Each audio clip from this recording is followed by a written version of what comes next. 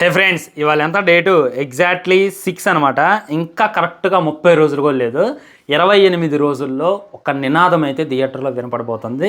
అదే బాహుబలి బాహుబలి బాహుబలి అనేటటువంటి నినాదం. ఇప్పటిదాకా చాలా సినిమాలు రిలీజ్ చూసాం మనం. మీరు గూగుల్లోకి వెళ్ళి కొట్టిన తెలుగు స్టేట్స్లో ఏ సినిమా రిలీజ్ అయినాయి అనేటటువంటిది మనందరికీ తెలుసు. కానీ యావత్తు భారతదేశాన్ని ఉడికించినటువంటి సినిమా, యావత్తు ప్రపంచాన్ని తెలుగు గడ్డ వైపు చూపేలా చేసినటువంటి సినిమా, యావత్తు హీరోల్ని యావత్తు డైరెక్టర్ని ఇదిరా ఇలా ఎందుకు తీయట్లేదురా అని చెప్పి అందరూ తలలు దించుకున్నటువంటి సినిమా ఖచ్చితంగా బాహుబలి మూవీ. ఈ 1, 2 అనమాట.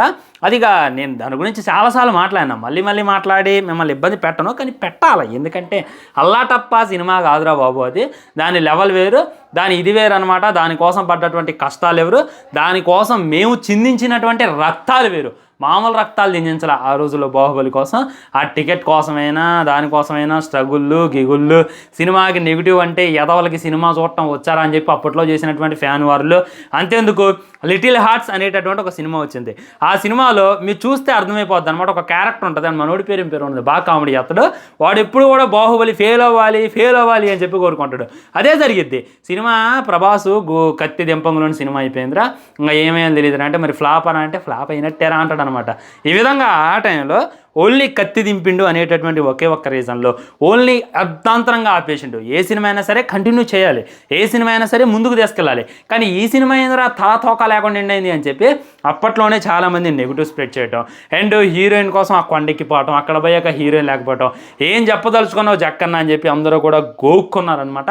బాలీవుడ్ వాళ్ళు ఎగబడ్డారు, కానీ మనోళ్ళే నెగిటివ్ స్ప్రెడ్ చేయడం మొదలుపెట్టారు. అలాంటి నెగిటివ్ టాక్ మధ్య 530 కోట్లు వసూలు చేసి చూపించినటువంటి సినిమా బాహుబలి. ఇక 2 అసలు ఈసారి అలాంటి మిస్టేక్ జరగకుండా చాలా అంటే చాలా పకడ్బందీగా మన జక్కన్న అయితే దింపిండు. దానికి తగ్గట్టే భయంకరంగా హిట్ అయింది. 1 కాదు 2 కాదు, 1800 కోట్లు. ఇప్పటికి కూడా 100 కోట్లు కొట్టాలి, 200 కోట్లు కొట్టాలి, కనీసం పెట్టినటువంటి పెట్టుబడి రికవరీ చేయాలి, 100 కోట్ల షేర్ మాకు కావాలి అని చెప్పి హీరోస్ అందరూ కూడా గుడ్డలు దించుకుంటారు. ఈసారి నేను ఎలాగైనా సరే 100 కోట్లు కొడతా అని చెప్పి అప్పుడు నాగ చైతన్య ఛాలెంజ్ చేయటం, ఎలాగైనా సరే 200 కోట్లు కొడతా అని చెప్పి విజయ్ దేవరకొండ ఛాలెంజ్ చేయటం ఇప్పటికి కూడా మనం చూస్తూనే ఉన్నాం. అర్థం చేసుకోండి, ఇప్పటికి కూడా. కానీ అప్పుడెప్పుడో 1800 కోట్లు కొట్టిందంటే ఆడు మామూలోడా భయ్యా, ఆడు మామూలోడు అంటారా? కానే కాదనమాట. ఆడు మామూలోడు కాదు, ఆడి సినిమా కూడా మామూలు కాదు అని చెప్పి ఇంకా మీరైతే గుర్తుపెట్టుకోవాలి. సో ఈ ఎపిక్ కోసం రీరిలీజ్ చేస్తున్నా అని కాదు, జక్కన్న ఎందుకో కొత్త ప్లాన్లు అయితే వేస్తుండో, కొత్త ప్రయోగాలు అయితే చేస్తుండో. ఒకసారి ఈ ఫోటో చూడండి. ఇది రీరిలీజ్ కోసం మళ్ళీ ఎడిటింగ్ విఎఫ్ఎక్స్ని చేంజ్ చేపిస్తానంట. అంటే లైక్ ఇప్పుడు టెక్నాలజీ మారింది, అప్పుడు టెక్నాలజీ ఒకలాగుంది. సో దానికి తగ్గట్టు ఇప్పుడున్నటువంటి టెక్నాలజీని జోడించి ఇంకా సినిమాలో ఏ మార్పులు చేయగలమో దానికి 10 టైమ్స్ మార్పులు చేసి మన ముందు పెట్టేటటువంటి ప్రయత్నం ఎపిక్గా చేస్తుందంట. అది కాక కొన్ని సీన్లు ఉన్నాయంట. ఆ సీన్లు ఏంటంటే డిలీట్ చేశారంట. లైక్ ఆ సీన్లు కొద్దిగా ఇన్లాజికల్గా అనిపించడం వల్ల, జక్కన గారికి నచ్చకపోవడం వల్ల, సినిమాలో లెంత్ ఎక్కువైంది అనిపించడం వల్ల ఆల్మోస్ట్ చాలా సీన్లు లేపేసిందంట. అటు ఇటుగా ఒక 15-18 నిమిషాల సినిమాని అయితే లేపేసిందంట. కానీ అవి కూడా చాలా ఎపిక్గా ఉంటాయంట. అదే ఎపిక్ అని చెప్పి ఎందుకు పెట్టారనుకున్నారు? Baahubali 1 rerelease, 2 rerelease, Baahubali the beginning rerelease, Baahubali conclusion rerelease అని చెప్పి అట్లా బాహుబలి ది ఎపిక్ అనేటటువంటి వర్డ్ పెట్టడానికి కారణం ఎపిక్ సీన్స్ కొన్ని ఉన్నాయంట. ఆ ఎపిక్ సీన్స్ అన్నీ కూడా ఈ సినిమాలో కలిపేటటువంటి ప్రయత్నం చేస్తుండే మన జక్కన్న అని చెప్పి క్లారిటీగా అర్థమవుతుంది. మొట్టమొదట అసలు ప్లాన్ ఏంది జక్కన్నది అనేటటువంటిది క్లారిటీగా క్లుప్తంగా మాట్లాడదాం. ఇంకోటి ఎంత వసూలు చేయొచ్చు, కలెక్షన్స్ ఎంత కొట్టించు అనేటటువంటి చెప్దాం. ఇంకోటి సోషల్ మీడియాలో బాగా వైరల్గా మారింది బాహుబలి 3 అనౌన్స్మెంట్. స్టార్టింగ్లో అయినా ఎండింగ్లో అయినా ఖచ్చితంగా 3 యొక్క అనౌన్స్మెంట్ ఉంటుంది అని చెప్పి ఇంకొంతమంది అయితే మాట్లాడుతున్నారు. మరి అందులో నిజమెంత అనేటటువంటిది క్లారిటీగా క్లుప్తంగా మాట్లాడుకునేటటువంటి ప్రయత్నం చేద్దాం. జక్కన్న ప్లాన్ ఏం లేదబ్బా, ఇప్పటిదాకా నేను పెట్టినటువంటి రికార్డు ఇండియాలో కొట్టేటటువంటి దమ్ము ఎవరికీ లేదు, నాకు కూడా లేదు. కాబట్టి కొట్టాలి అనుకుంటే ఇప్పుడు బాహుబలి 2 రికార్డుని కొట్టాలి అని అంటే మళ్ళీ ప్రభాసే కలవాలి. ఇంకెవడు కలిసినా కానీ జరిగేటటువంటి పని కాదు అని చెప్పి ఆయన మైండ్లో ఫిక్స్ అయ్యిండు అని చెప్పి నేను అనుకుంటున్నాను. ఎందుకంటే ఆయన బాగా హోప్ పెట్టుకుంది RRR సినిమా మీదే.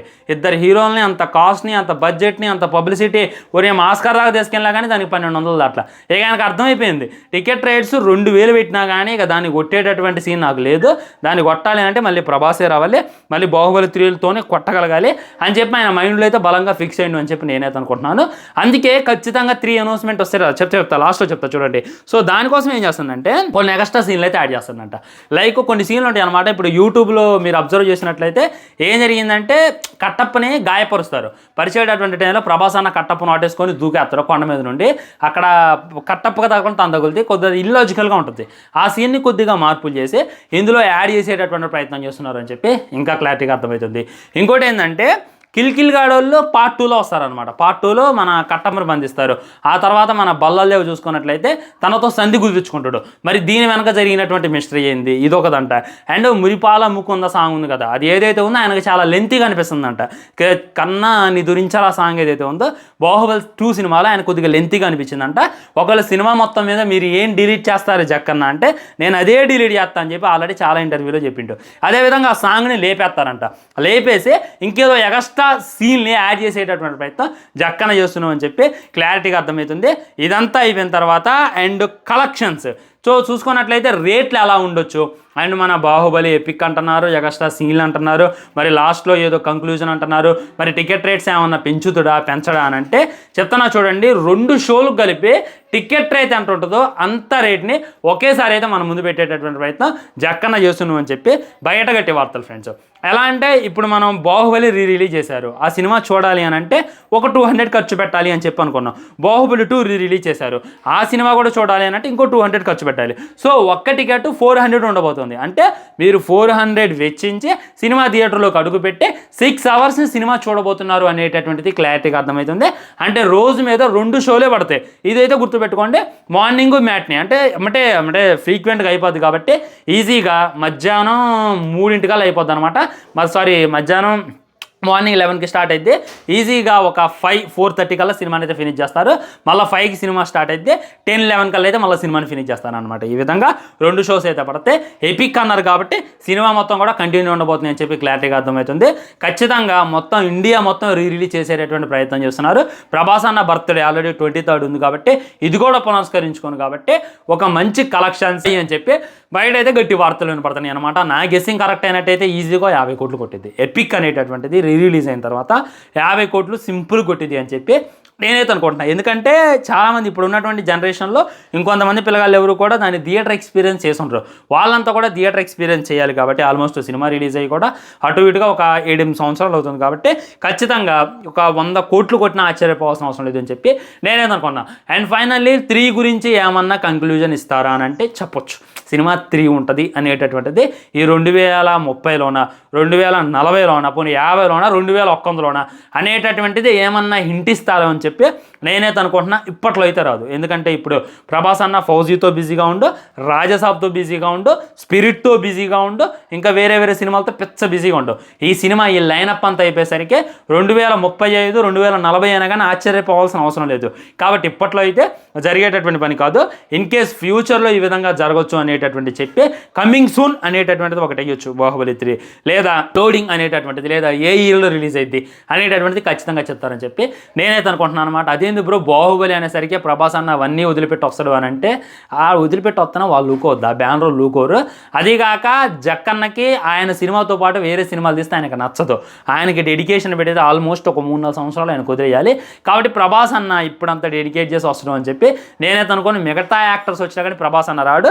ఒకవేళ ఇంకా అనుష్క అయితే మరి మారిపోయింది, మరి తను ఎలా చూపిస్తాను అనేటటువంటి దానికోసం కూడా నేనైతే వెయిట్ చేస్తున్నా బాహుబలి 3లో. అండ్ అది కాక SSMB 29కి సంబంధించి చిన్న ఫస్ట్ లుక్ లాంటిది కూడా రిలీజ్ చేసేటటువంటి ప్రయత్నం జక్కన చేస్తుందంట ఎపిక్కి జోడించి. ఇది కూడా వెయిట్ చేసి చూడాలి ఫ్రెండ్స్. సో దీని మీద మీ కామెంట్ కూడా తప్పకుండా కింద తెలియజేయండి. వీడియో లైక్ చేయండి, షేర్ చేయండి, ఛానల్ సబ్స్క్రైబ్ చేయండి. అలాగే ఓజీ కాంతార కలెక్షన్స్ కంపారిజన్ చేసి ఒక వీడియో చేశాను. డెఫినెట్గా వెళ్ళండి, ఐ బటన్ మీద క్లిక్ చేసి ఆ వీడియో కూడా చూడండి. Bye bye, namaskar.